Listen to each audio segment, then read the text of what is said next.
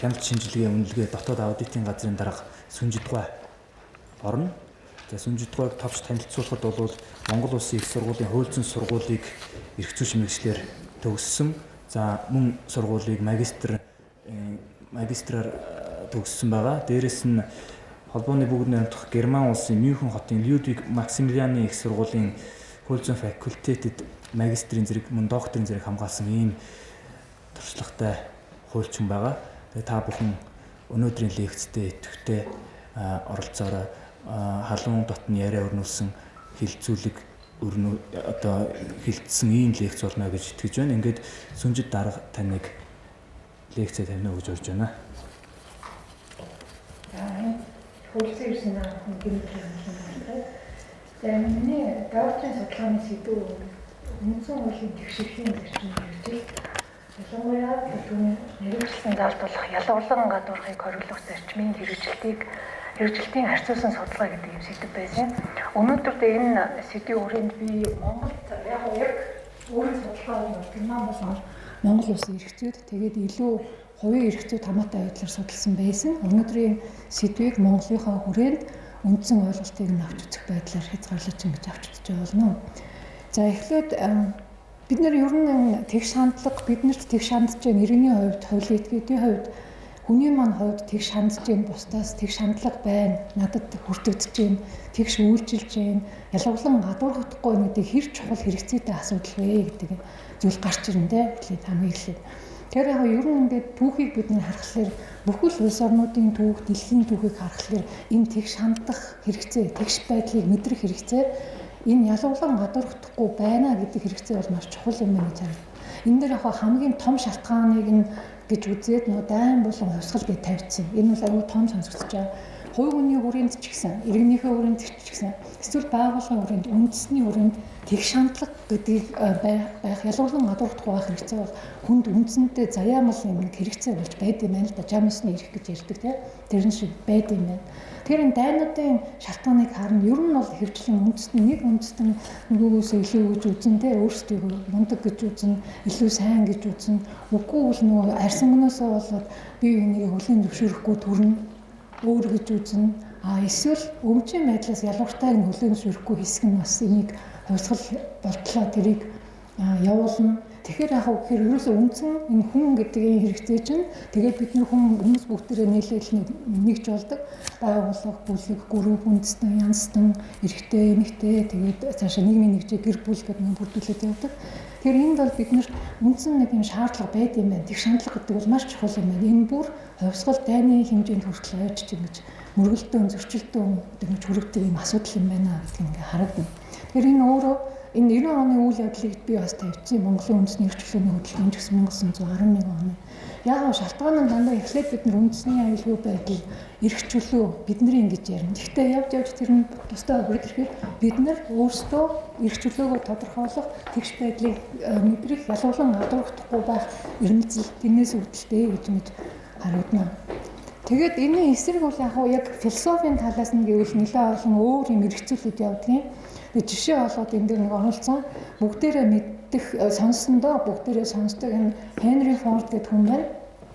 Анхны Америкийн автомашины корпорацийг үндэслсэн бөгөөд өнөөдөр ч гэсэн хамгийн амжилттай бизнесийн салбарын анхдагчдын нэг. Энэ хүний миний амьдрал, миний амжилт гэдэг нэг Монголд нэм сүрэнгийн орчуулгаар гарсан байлээ. Тэндээс энд тавьчихсан. Хамгийн хоосон, хамгийн хортой нотлохоо бол бүх хүн адил тэгш юм аа гэж үздэг гэж. Тэгээд бүх хүмүүс адил тэгш биш гэдэг нь бол тэртээ тэр тодорхой. Тэгээд Ford энийг юу гэж хэлсэн бэ гэхээр хүмүүс адилхан аж тустай байдгүй маа гэж хэлсэн байл. Бүх хүн адилхан аж тустай байдгүй. Тэгээд энэ улмаар нь бол ардчлалыг гуйлах, ардсан үйлчлэлийг боомлох юм нэг суурь нь болдгоо гэж тэрийг тайлбарлсан байлаа. Тэгээ байгальд ижил зүйл хоёр байдгүй маа гэж тэрийг бас үнэлсэн байл. Ийм одоо хандлагыг бол нэлээд олон эндээс үзэж болно. Тэр нь одоо заавал хувийн үйлчин байх харахгүй нийгэмд байгаа янз янзын төлөөллийн хүмүүс юу гэж үзэж байгааг нэг илэрлэн юм. Бүх хүн адил тэгш байх боломжгүй гэж үзнэ. Гэхдээ энэ та нар анзаарвал бүх хүн адил тэгш бишээ гэдэг. Бүх хүн адил тэгш бишээ гэдэг юм байна. За тэгээд ер нь ингээд бодоод үзэхлээр мэднээрээ хүн болгон өөр өөрийн сонирхолтой өөр өнгөн дуртай, өөр үзэл бодолтой, өөр зүйлийг таашаадаг, өөр зүйлийг эрхэмлдэг, үнэт зүйлс, хувийн сонирхол бүх юм өөр гэдэг. Тэгэхээр яг энэ дээр бид нэр хүн болгоныг адилхан болгох гэдэг хүсэл эрмэлзэл мөн үү гэдэг асуулт гарна. Энэ тэгшэрхийн зарчим гээд үндсэн хуультай тулаад олон улсын гэрээ конвенцээр баталгаажаад яагаад хууль болгон дээр эрх зүйн хэм хэмжээний акт батлага болгон дээр ингээ хэрэглэх болгон дээр бид нар энийг яриад ингээд асуудал болгоод байна. Хүн болгон адилхан юм уу? Хүн болгоныг бид нар адилхан гэдэг юм уу? Энэ дээр Фордын хэлсэн шиг бүхэн адил тэгшээ гэдэг нь юуны хувьд юм? Мэдээж адилхан ач тустай гэж үл хэлэхгүй байна те. Өөр. Тэр нь ойлгож байна. Гэхдээ энэ дээр хүн болгоныг адилхан болгох гэдэг нь Камбожийн жишээ байна шүү дээ. Социализмыг байгуулж ирээд Пол Потын одоо саяхан олон улсын шүүгээр хүртэл шийдэгдсэн. Тэрэн дээр бол яг бүхэн адилхан тал модон дээр авирдаг байх хэвээр хэдэн секундын доторч байна.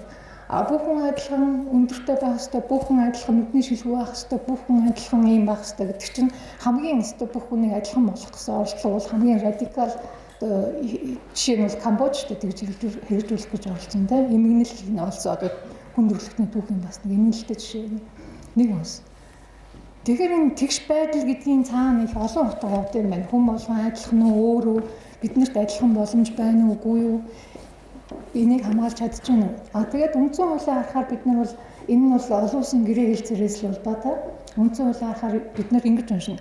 Монгол улсад хууль ёсоор оршин суугаа хүмүүр хууль шүүхийн өмнө эрх тэгшээ гэж. Энэ дээрээс уншихаар эрх тэгш байдал хүмүүр эрх тэгшмаа л гэж хэлж байгаа. Эрхтэн тэгшээ гэж тийм. За энэ дээр бас нэг юм анзаараарай бид нар бүгдөө нэг үндсэн хуулийн 16 дугаар зүйлийг л эрхээ ярьдаг шүү дээ. Монгол улсын иргэн дараах үндсэн эрхчлөлөөр баталгаатай адилнаа. Тэрнээр бол Монгол улсын иргэн гэж хэлж байгаа. Иргэнийхээ хувьд тэгээ иргэн гэдэг ахаа тодорхойлж байна те. Монгол улсын иргэний бүртгэлтэй өмнөлттэй байх ёстой гэж байна те. За ингээд явхлаар энэ дээр бол эрх тэгш байдал гэдэг нь өөрөө хүн бүр юм аа. Гэхдээ тэр хүн бүр нь Монгол улсад хууль ёсоор оршин сууж байгаа ёстой гэж хэлчихнэ. За тэгвэл энэ хуулийн хувьд одоо бол энэ нэг өмнө хэлээд байгаагаас арай өөр нэг философийн хэрэгцүүлэн дээрээс арай өөр. Философийн хэрэгцүүлэлтээр үүдэлтэй бүхэн адилхан тэгших боломжтой юу? Ёстой мó? Шаардлагатай юу гэдгээс үүдэлтэй. Гэхдээ хууль зүйн хамгаалтын хувьд хүн болгоны эрх чинь тэгш байх ёстой маа гэж хэлж байна. Тэгэхээр энэ хууль зүйн талаас юу гэж энэ эрх тэгш байдал гэдгийг үздэг вэ? Хуулиар адилхан хамгаалагдсан байх боломж. За энэ дээр ёстой нэг юунаас үл хамааран одоо бидний тэр нэг хувийн үнэл юмж, үзэл бодол, гадаад төрөх, хүүс, биологийн хүчин зүйлүүд, эд хөрөнгө, ажил албан тушаал, өөр ямар тийм ялууртай байдал байж болох хүмүүсийн хооронд нь тэрнээс үл хамааран хууль адилхан хамгаалах ёстой л гэж. Хуулийг хэн гаргахгүй төр гараад төр хүнийг одоо нөхцөл төсвөр дээр оршин суугаа хүний эрхийг нь хуулиар адилхан хамгаалах ёстой гэдгийн цаана л эрх тэгш байдал гэдгийг хэлбэрчилж ойлгуулъя. Яг одоо манай дээр илүү нөгөө нийгмийн үзэгдэл болоод байгаа учраас эд хөрөнгийн ялууртай байдал гихчийг үл ялгуурлаа гэдэг. Одоо зөвөр зах дээр тэрэг төрж бас юу болдог, орлогоо олдог тийм өрхийнхөө орлогыг бүрдүүлдэг хүмүүс байна. За тэг үндэсний хэмжээний бүр одоо Азийн хэмжээнд илүү дэлхийн хэмжээнд илүү орцсон бас хүмүүс байна Монгол улсад. Тэгэхээр тэнд төрийнхөө хувьд яаж хандах ёстой гэхээр адилхан хангалт байх ёстой. Тэр хүмүүс адилхан хулгайд өртөх боломж байх уу? Байна. Хүнс цодуулчих боломж байх уу? Байна. Замын хөдөлгөөнд адилхан орчих боломж байна уу? Байна. Бүх юм нь адилхан. Тэн дээр төр нь юу гэж хэлэх ёстой вэ гэхээр хоёулаа адилхан хууль хэрэгжилнэ энэ хоёрлол гэж хэлнэ. Адилхан зүйлээ баримтлана, адилхан зарчим барина. Энийг л хэлж байгаа. Хуулиар хамгаалагдана гэдэг. Эрхтгш байдлыг. За энэ эрх тэгш байдал сая хэлээд байгаа үндсэн хуулийн 14-ийг бол бидний үндсэн хуулийн оршилттой яг салшгүй холбоотой. Бид нар ямар нийгэм байгуулахыг зорж байгаа юм. Оршил дээр бичснээр бид нар хүмүүнлэг, иргэний ардчилсан нийгэм зохицуулан хөгжүүлэхийг эрхэм зорилго болгоцсон. Тэгэхээр яг бид нар энэ дээр хүмүүнлэг, иргэний ардчилсан нийгэм байгуулах гэж байгаа бол юу гэдэг вэ? Хуулиар адилхан боломж олгоно. Түүнээс гадна энэ боломжийг нь одоо хүртэх жинхэнэ өөр дээрээ авч тэрийг нь эрхийг нь эдлэх яг өөр дээр над дээр сүнжид дээр буух эсвэл балт дээр бат дээр буух тэр боломжийг нь одоо гарааны адил нөхцөлийг нь олох талаас өөр анхаарах ёстой гэсэн. За жишээ нь энэ эрхийн тэгш байдлыг яг хоёр үндсэн нэг том хэсэг хувааж үздэг. Нэгдүгürt нь хэм хэмжээ тогтоохдоо төрөөс эрх тэгш байдлыг хангах ёстой.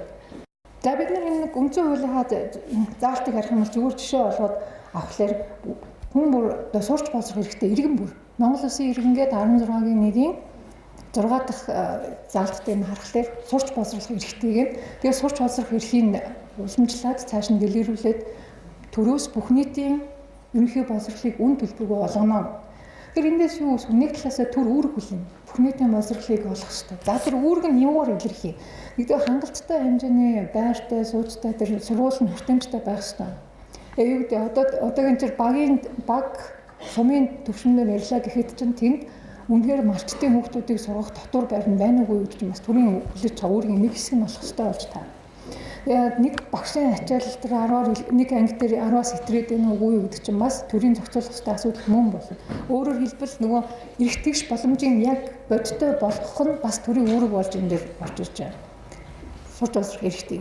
Тэгэхээр ер нь яг онлын хувьд бид нар ингээл объектив эрх, субъектив эрх гэж ангилж нь эсвэл үүсмэл юм уу жамсны энтер гэдэг ангилан тэрэн дээр хамгийн гол нь энэ дээр юу гэхээр хүний эрхийн үндсэн чиг үүргийг төрд хамгаалуулж нэг гол үүрэг хэлдэг. Тэр нь хамгаалах үүрэгтэй гэж үздэг байхгүй иргэн болон одоо нийгмийн нэгж амьдарч байгаа тийм хүмүүсийг хамгаалах чиг үүрэг нь хамгийн гол хамгаалах хэрэгтэй гэдэг үүрэгтэй хамгаалах гэдэг талаас.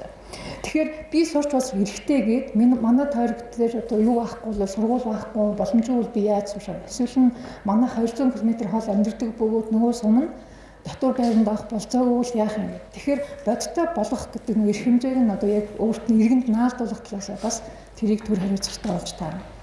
За тэгээ энэ зөвхөн хуулинд тогтооход биш. Одоо эрх зүйн хэмжээ тогтооход эрхтэгч байна гэж байна. Энэ нь хуульд үндэслэн бусад дүрм, журам, заавар, тушаал, захирамж бусад гарч болох бүхэл төр эрх зүйн хэмжээний актууд нь өөрөө ялгуулсан адуурах байгасгүй иргэдийнхээ хүмүүсийнхээ эрхтэг шийдлийг хангах хэрэгтэй. Хэлэхэд их амархан, ойлгоход их амархан. Гэхдээ энийг төрийн албан хаагч болгон төрийн тэр албан тушаалтан болгон энд нь ялгаагүй нийтлэг үйлчлэгээ үзүүлдэг байгууллагууд маань багтж байгаа захиргааны энийг мэддэж тэр жинхнээсээ амьдрал дээр хэрэгжин. Тэгэхээр өдөө хүртэл ингээл хамгийн их асуудалтай болоод байгаа хүний эрхийг хамгаална гэдэг бол хамгийн том асуудал байдаг. Хамгийн төрийн өөрийн ер нь сайн ажиллаж байгаа, муу ажиллаж байгаа гэдэг нэг том хэмжүүр болоо яваад байна. Тэгэхээр энийг хөгжүүлэх, зохицуулах, системтэйгээр бий болгох гэдэг бол тийм амархан асуудал бас биш байна гэдэг бид нар өөрсдөө түүхээсээ харна тийм. За энэ дээр өмнө хэлсэн нэг үндсэн хуулийн зорилго дээр бид нар яг шууд оршил дээр хүмүүнлэг иргэний ачаалал нийгэм зохицуулан байгуулах гэж байна. Их сайхан сонсогдож байна. За тэгээд тэрэнд нь бас эрх зүй төр хамаатай. Энэ эрх зүй төрийн зарчмын үндсэн хуулиар харуул үндсэн хуулийн 1-2 дээр хууль дэдлэх ёсыг баримтлана гэх төрийн үйл ажиллагааны үндсэн зарчмын 1-гээ заасан байна тийм. Мөн ялгаагүй тэгш байдал ч орж ирнэ. Хүний эрх эрхчлөлөг хамгаалахнаас орж ирнэ. Тэгээ энэ эрх зүй төрийн хамгаалалт эрхийн тэгшүүдлийг хангах гэдэг нь бол яг хуулиа болон хуульд үндэслэн бүхэл төрөм журам актыг хүний эрх тэгшүүдлийг харгалзах хамгаалахыг үүднээс гарах ёстой. Мөн хэрэгжүүлэхдээ хоёр дахь зарчим нь хоёр дахь энэ хэсэг нь агуулгын том хэсэг нь хэрэгжүүлэхдээ эрх зүйн хэмжээг адил тэгшээр баримтлах ёстой буюу ялгарлан тодорхойлох ёстой гэдгээр илэрнэ.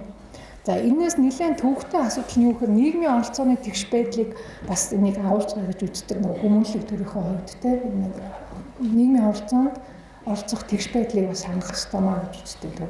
Тэгээ энэ бол нэлээд төрөөс идэв санаачлага, мөнгө, бусад хүчин зүйлийг шаардна тэгжээж бий болох асуудал. За тэгээд энэ эрх тэгш байдлыг нь хууль зүйн агуулгын хувьд нь илүү одоо бид нар авч үзсэн үндсэн хуулийн зарчмтай эрх тэгш байдлыг хангах хууль зүйн утгаар нь хамгаална гэж ойлгодог учраас за энэ дээр хэм хэмжээ тогтооход яаж эрх тэгш байх ёстой вэ?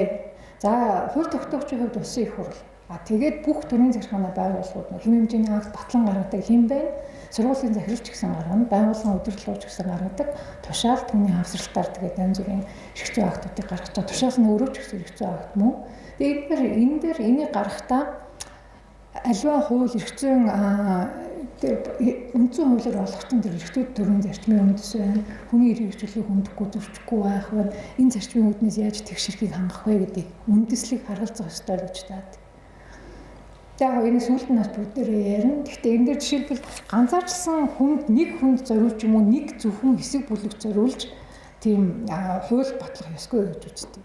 Одоо монголчууд бол нэг өршөөлийн тухай хуулийг гарна. Өршөөлийн тухай хууль гардаг. Татварын өршөөлийн тухай хуулийг гаргасан бас түүх байна. За энэ хуулиудыг одоо юу гэдэг энэ ганцаарчлсан тохиолдол гаргаж байгаа бол тэр нь хэрвээ эерэг үр дагавар бий болгож байгаа бол нөгөө хүмүүнлэг төрийг бий болох үед бол байж болно гэж байна. Жишээлбэл хөгжлийн мэргэжилтэд иргэдийн гаалаар орж ирж байгаа тэр үнцэр буюу одоо ийм танууд төхөөрөмжийг гаалын дотроос чөлөөлнө. Энэ нэг ёсны ялгарлан гадуурхалт мөн гэхдээ нэг хэсэг иргэдтэй боломж олгож байгаа. Тэгээ ёстой нөгөө нийгмийн харилцаанд тэгш оролцох боломжийг нь хангахын тулд төрөөс тэрийг болж бол энийг бол байж болно гэж үзнэ. Яагаад зорилго нь өөрөө үндсэн хуулийн зорилгод нийцэж байна гэж үзэж байна тийм учраас тодорхой бүлэг зориулсан ганцаарчилсан хууль мөн гэхдээ байж болно үндсэн хуулийн бусад зорилгоороо зөвтгөгднө байж болно гэж үзнэ. Эсвэргээр одоо юу гэдэг юм тэр татварын өршөөлийн тухай хууль гэдэг тэр шалгах шаардлагатай. Хууль зүйн тэр механизмын схемийн хандаагаа авч үзэх хэрэгтэй болно. Яа хин тэр өршөөлт хамрагдаж байгаа юм. Тэр нь үнэхээр хамрагдах ёстой субъектүүд мөн үү? Үндсэн хуулийн бусад зорилгоор тэр нь зөвтгөгдөж чадж байгаа юм уу гэдгийг бас харах хэрэгтэй. За энэ тэгээ зөвхөн хууль дээр биш зүгээр яг жишээ авч байгаа нь хууль дээр тэр тушаал дээр ч гэсэн ялгааг. Одоо байгууллагын удирдлагууд албан хаагчтайгаа холбоотой байнга л одоо юу гаргадаг тушаалууд гаргадаг. Тэрэн дээр адилхан нөхцөлд байгаа хоёр хүнд адилхан нөхцөлд байгаа хоёр хүнд өөр шийдэгдэх бол байд юм байна. Одоо жишээлбэл сайн нэг судалгаа хийгээд харсан. Тэгсэн 36 сарын цалин дээр үнцэх хэмжээний тэтгэмжийг төрийн захиргааны албан хаагчаас тэтгэврт гаргахтаа авч болно гэдэг. Тэгээд нэг байгууллага дээр харахаар янз бүр. За зарим нь 12 сар хаяг өгч, зарим нь 24 сар хаяг өгч. Юуг үндэслэсэн бэ гэхээр тэр хүмүүсийн ажилласан жил нь адилхан, тэр салбарт ажилласан жил нь адилхан байна даа. Юуг үндэслэсэн бэ гэхээр төсөв гэсэн бас тайлбар өгч байгаа байхгүй. Тэгэхээр тэрийг одоо болохгүй л гэж хэлж байгаа. Яагаад гэвэл ажилласан жил нь өөр. Эсвэл одоо өөр тийм ялгах одоо шинж тэмдэг байгаа бол одоо онцгой хүнд нөхцөлд байсан энэ гэдэг нөхцөл байгаа бол байж болно тийм үү. Аагүй яг адилхан буюу адилтгаж болох тийм ажил мэргэжил юм бол тэр байгууллагын удирдлагаас ч гэсэн гарахтаа шийдвэр гарахтаа адилхан гарах хэрэгтэй. Надад таалагдахгүй гэдгийг чинь л ер нь бол энэ хуулиар зорих гээд байгаа шүү дээ. Мэдээж хүний хувьд л надад үнэлэмж байгаа. Би улаан дургу би тэр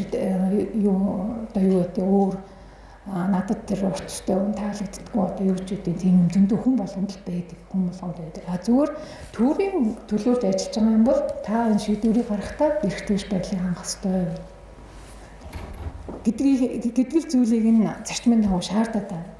Хэрэгжүүлэхэд тэгш байх гэхээр бид нар эхний ээлжинд бол эрх зүйн хэмжээг батлахад тэгш байх гэдэг нь бол илүү хууль тогтоох тамаатай мөн шийдвэр гаргах эрх бүхий албан тушаалтнууд хамаатай болоо явчихна тийм. Хоёр дахь тэр одоо эрх тэгш байдлыг хангах зарчмын агуулгыг бүртгүүлээд байгаа нэг үндсэн хэм хэмжээнд тэр эрх тэгш байдлыг хэрэгжүүлэхдээ харгалзах үндэслэг гэдэг. Энэ бол нэгдүгээр шүүх эрх мэдэл тамаатай, хоёрдугаар нь төрийн гүйцэтгэх эрх мэдэл буюу нэмхэн нийтийн захиргааны байгууллага гэдэг энэ хүрээнд тамаатай. Төрийн эрх мэдлийг бид нэг 3% үздэг. Тэгэхээр эхнийх нь бол илүү хэм хэмжээ тогтоох учраас хууль тогтоогчтой их хурлтай хамаатай болоо явчихна. Хоёр дахь нь хэрэгжүүлэхдээ эрх тэгшүүлийг хангах ёстой гэдэг зарчим нь бол шүүх болон захиргааны төрийн гүйцэтгэх эрх мэдлийн байгууллага илүү хамаатай болоо явчихна. За шүүхэд бол өөрийн онцлог байна. За бэрцтэй байдлаар буюу өмнө нь шийдсэн байдлаар харгалзах уу гэдэг асуудал байна. Одоо миний мэдж байгаа нэг байшин байгаа юм. Тэр хоёр улсын хооронд маргаан болоод барьцаан тавьсан юм лээ. Тэгээд оршин суугчид мөнгө бүтэн төлсөн. Үйл хөдлөлийн төрөнгийн буюу бүртгэлийн гэрчлэгийг оруулъя гэхээр өгдөггүй. Яагаад гэвэл энэ ингээд шүүгээр өдөртөө ингэсэн учраас. За тэгээд тэр маргаан нэг хүн яваад одоо сүмжид яваад гэж бодъё л да. Яваад шийдвэрлэж байгаа. Тэнгүүд өгцөн. За тийм байна. Сүмжид чинь бол бүгдийн төлбөрөө гэрээний хадаа өөргөө бэлгээд өгчжээ. Тэгэхээр чиний үйл хөдлөлийн төрөнгийн гэрчлэгийг чинь хараад өгчөө. Тэгвэл тэр байшин оршин сууж байгаа ахад одоо хэд чи 80 ч хүн байгаа байхгүй. Энийг шүү яах вэ? Одоо өөр нэг хүн яг тэр юунаас байрнаас очиод үйл хөдлөлийн гэрчлэгээ авъя гэдэгт нь өсөлтөл гэсэн үг байхгүй, харгалзах хэрэгтэй гэсэн үг байхгүй. Тий. Тэрнээс үүдээ нэг удаад нь өгчөөд нөгөө удаад нь яагаад гэвэл адилхан норм мэдээж төлбөрөө төлөөгүй эсвэл өөр шалтгаан байгаа бол татгалзсан шүү дээ тэрэн дээр. Адилхан нөхцөлд байгаа бол гэдгийг нь дандаа шалгах хэрэгтэй болж таарна л да. Адилхан нөхцөлтэй нэ адилхан нөхцөл орчин одоо өөр шинж чанар юу гэдэг харгалзах хүчин зүйл юу юм бэ гэдэг юм тий. За тэгээд шүүхтэр бол шүүгчийн дотоод үнэмшил гэж нэг зүйлийг бид нэр яриад байгаа. Шүүгч хараад бас явах хэрэгтэй. Шүүгчийн дотоод үнэмшил. Дотоод үнэмшил чи өөрөө гэх юм бол хэрвээ захиргааны байгууллага маргаан үүсвэл энэ улмаар шүүх рүү буюу тэр нь явах юм бол яаж энийг үзэж энийг юу гэж ойлгож энэ дээр ямар эрх зүйд орох юм бэ гэдэг гардаг учраас энэ бүхнийг нь илүү өргөн нарийн бүхэл хүрээнд тодорхойлох ёстой гэж үздэг юм байна. За үзэл бодол гэдэг бол бүх талын л үзэл бодол те. Гэхдээ үзэл бодлоо илэрхийлэх боломжийг бас хангах ёстой гэж үзэн. Гэхдээ дараа нь бид нэг хязгаарлах боломжуудыг аваад үзнэ. За өөрийн үзэл бодол итгэл үнэмшилтэй байхыг бид үндсэн хуульд зааснаар бол хоригдж үл болох ямар ч тохиолдолд хоригдж үл болох эрхийг нэгэнд нь заасан байна. За боловсролын төвшин байна. Ингээ ялгцсан. Тэгээ эндээс ингээ харахаар хөгжлийн бэрхшээлийг бид эндээс үндсэн хуулийн олсон үндсэн хууль нь байхгүй байна гэдгийг харна. Хөгжлийн бэрхшээлтэй эсэх хэрнэ гэдэг юм уу да. Тэгээ бэлгийн чиг баримжаагаар нас ялгалангаад байх эсэх гэдэг нь байхгүй. Тэрийг тэгээ бид нар юу гэж ойлгохгүй. Ялгарч болно гэж ойлгохгүй төрөх хэрэггүй. Ямар ч үс энд бол тэгж тодорхой оруулаагүй. За тэгээ ийм зар бол бидний сонин үцгээр нэлээд хаардаг. Метр талаас дээш өндөртэй цагаалаг өгтөйг ажилдаа унаа. Эсвэл юу гэдэг тийм өндөртэй тийм шаардлага хангасан хүмүүсийг ажилд авнаа. Энийг та нар одоо зүгээр өөртөө бодглохлоор энэ ялгуурлан гадуурхачаа хэлбэр мөн болов?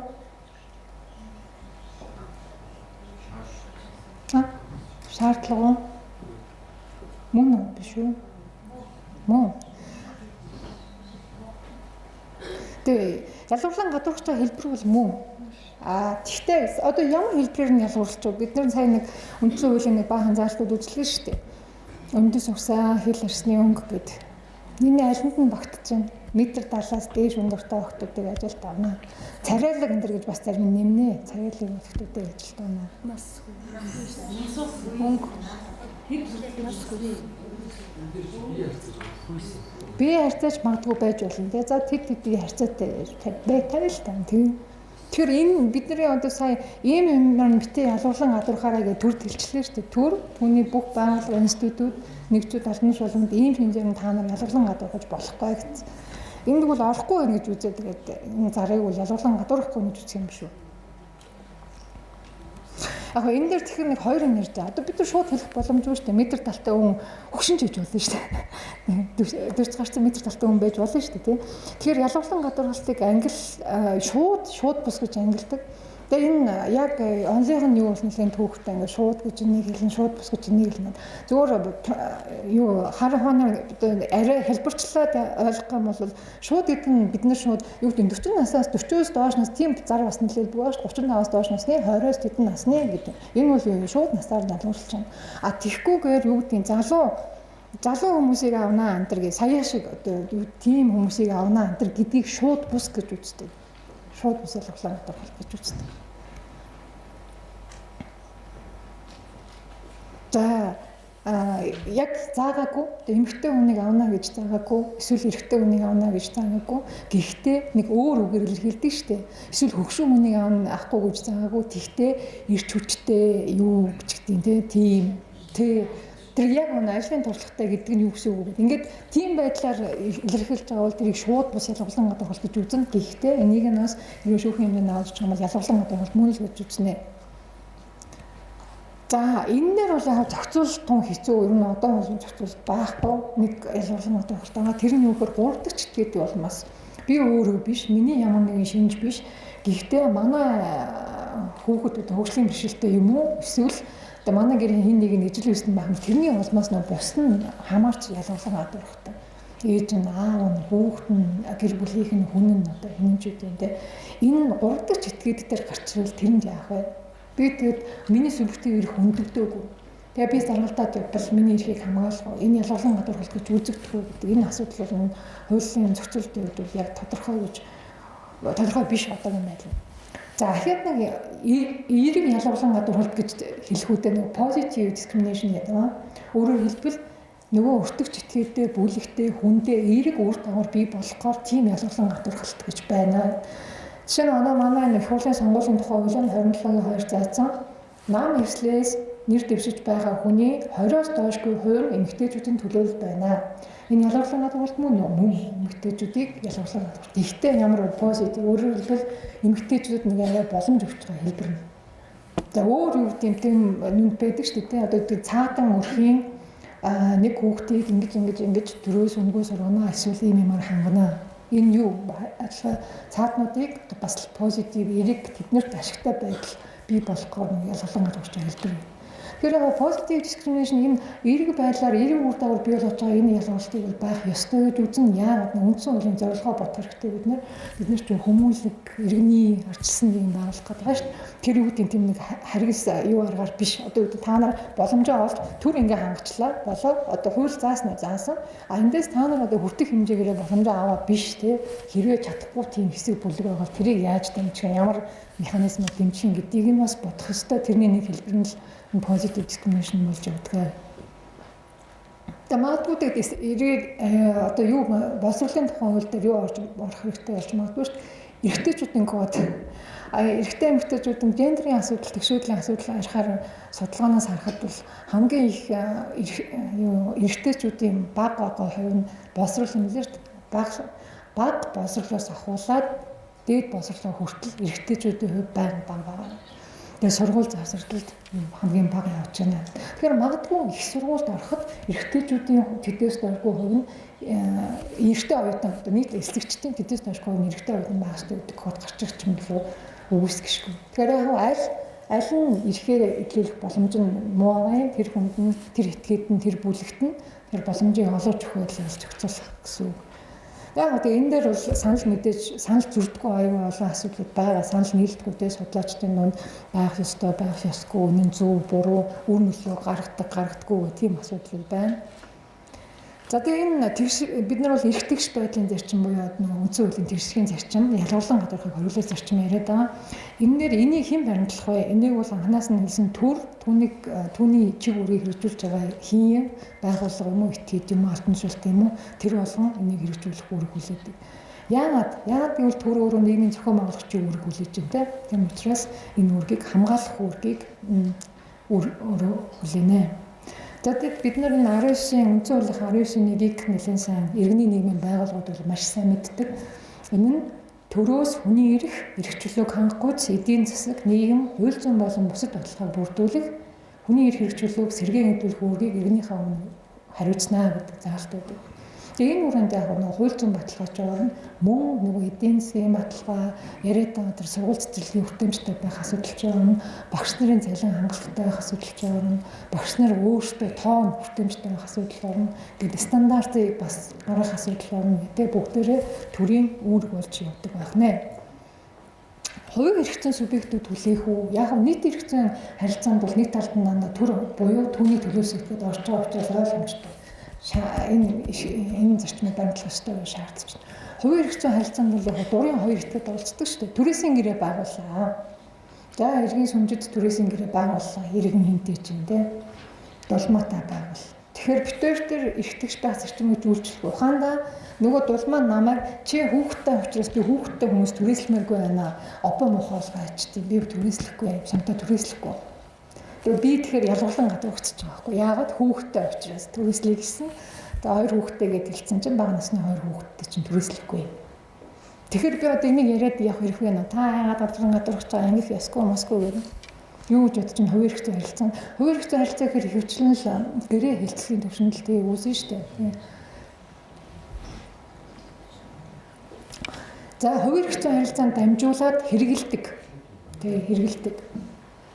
За тэгээ энэ хөдөлмөрийн эрх зүйн харилцааг бол яг жишээ авцیں۔ Гэхдээ юуны хувьд ч гэсэн иргэний эрх зүйн хувьд ч гэсэн дамжуулж хэрэглэн шууд утгаараа биш, шууд биш. Гэхдээ дамжуулж хэрэглэн. Тэгэхээр ингэж үзэхгүй юу? Одоо нөгөө түрээслэгч дулмаагийн хувьд энэ миний өмч, миний байр.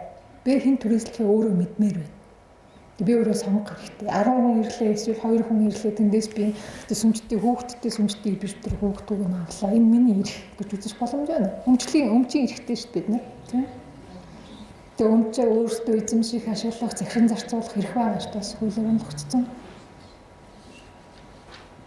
Энэ дээр юу гэж бодож байна? Тийм боломж байна.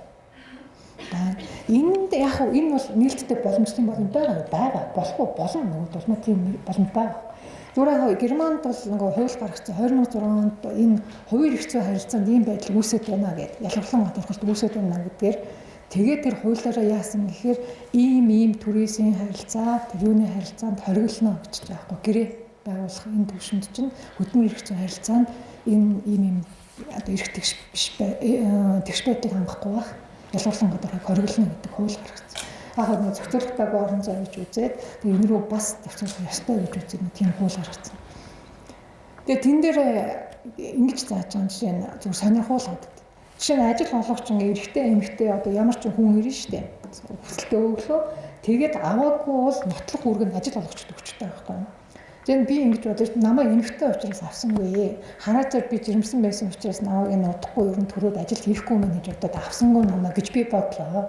За тэгвэл очиод тэрийг би заргалдсан шүү дээ ингэсэн гэд. Тэгвэл тэгээгүй юм уу тэгсэн гэдэг ажил болгоч нотлох үүрэгтэй. Нөгөө иргэд бол заргалдаж болно чөлөөтэй байхгүй юу? Намайг хар устсан учраас аваагүй үчиж болно юу гэж болно те. Намайг нүдэн шилтэн учраас тэр бол иргэдийг ирэх гэж байгаа. Зүгээр нөгөө ажил болгоч тал нь яг бүх хүн гэж нөгөө хүсэлт гаргасан хүмүүсийн хүсэлтийг аваад тэгээд жагсаагаад үнэлсэн процесс нь настай хууль ёсны даваа байх хэрэгтэй. Ингээд нутаг үүрэг гэж явж байгаа. Өөрөөр хэлбэл яагаад сүмжтийг аваа сүмжид энэ ажил тэнцэхгүй байсан гэдэг юм ингээд болох хэрэгтэй. Тэр хинэн тэнцэжсэн гэдэг нотлох үүрэг ажил өгчд өгч байгаа. Тэр яг энэ ялгарлан гадуурхаа савлах зарчмын хэрэгжүүлэхэд мэдэн ач холбогдолтой болдог юм байна л да. Яг гэвэл энэ хөдөлмөрийн харилцаа нэлээ их ялгарлан гадуурхал байдаг гэж үздэг юм байна. Тэгээд тэр Германы хуулиар бас юг хоригдсан гэхээр жирэмсэн эсхийг нь асуухыг хоригдсан эмэгтэй хүмүүс. Тэр нь нөлөөлөх ёсгүй гэж үзэж байна. Тэгээд Америкт бол одоо ажил олгогчийн манайхаар бол төрийн албан хаагчийн нэг гэдэг анкет байдаг шүү дээ. Тэрэн дээр зургийн нахан бас барьсан билээ. Тэгээд тэр нь яг нэг харангуудаа уу хараарсан байна, тийм байна. Латин юм шиг байна, тийм юм шиг, Аз юм шиг байна гэдэг тийм боломжийг хаах байгаа юм байна л да. Юуны хувьд бол нөгөө хүүсийн байдлаар нь ялгарлахгүй тулд Герман болохоор тэр жирэмсэн эсийг нь асууж болохгүй гэж байна. Зарим тохиол мэдээж нөгөө ачигч ажилд авах гэж байгаа бол тэрийг асуух ёстой гэдэг тийм юм байна л да. Тийм өргөж зөөх тийм юм биеийн хүчний ажил байна тийм. Гэхдээ ерөнхийдөө тэр нэг зарчим нь үл юм. За Монголын хуулиар хөдөлмөрийн тухай хуулийн дээр маш сайхан бичсэн мэлээ 7-2 дээр үндэс угсаа арсны унаас эрэгтэй эмэгтэй нийгмийн гарал байдал хөрөнгө чөний эрхэсэн ажил албан тушаал боловсрол шашин шүтлэг үзэл бодлоор нь ялгарлах хязгаарлах давуу байдал тогтоохыг хориглоно. За хэрэгжилтийн тухай дээр хамбал мэдээж бид нэр өөрсдөө дор бүрнээс хэрэгжүүлчих болно те. Юм хэрэгжилтээ маш үнэ. За ажилд ороход нэлээд шаардлага тавина. За захын нэг зарыг аваад үсгэх нэлээд хэдэн юм ярина. За тийм хэрэгжилтэй байх, тийм боловсролтой байх, тэдээс доош хүчил ажилласан байх, эсвэл тийм хэмжээний туршлагатай байх, тийм настай байх энэ төр гэдэг тийм магадгүй тийм газар амьдардаг байх энэ төр гэдэг шаардлага тавина. Энэ өөрөө одоо хөдөлмөрийн тухай хуулийн саяын бидний маш сайхан заалтыг зөрчиж байна. Ялгарлахгүй, хязгаарлахгүй, давуу байдал болохгүй гэдэг байна шүү. Тэр яг бид нар мэдээж хэрэг ялгарлан гадуурхалт байх уу юу ялгарлах хуулийн дагуу ялгарлах тохиол байх уу гэвэл байна. Тэрийг нь ямар үндэслэлээр авч үздэг вэ гэдгийг нь аваад үзснээр 5 шинжийг л аваад үздэг. Ялгарч болно. Одоо чинь юу гэдэг нь цагдаа түн авах гэж байгаа бол нэг баахан шаардлага тавьдаг шүү дээ. Тийм өндөртэй байх ёстой, тийм стандарт хангах ёстой, бие бэлтрийн хувьд тэгээд гэдэг ингээд явна. Төрийн албан хаагчид ялгаагүй бас эрүүл мэндийн үзлэгт орсон байх ёстой, ангих ёстой гэдэг эхлэндээ төрийн албаны шалгалт өгсөн байх ёстой гэдгээс эхэлнэ. Ингээд шаардлага бол тавиад байна тийм. Энэ нэг хэлбэрээр ялгуулж байгаа хэлбэр мөн.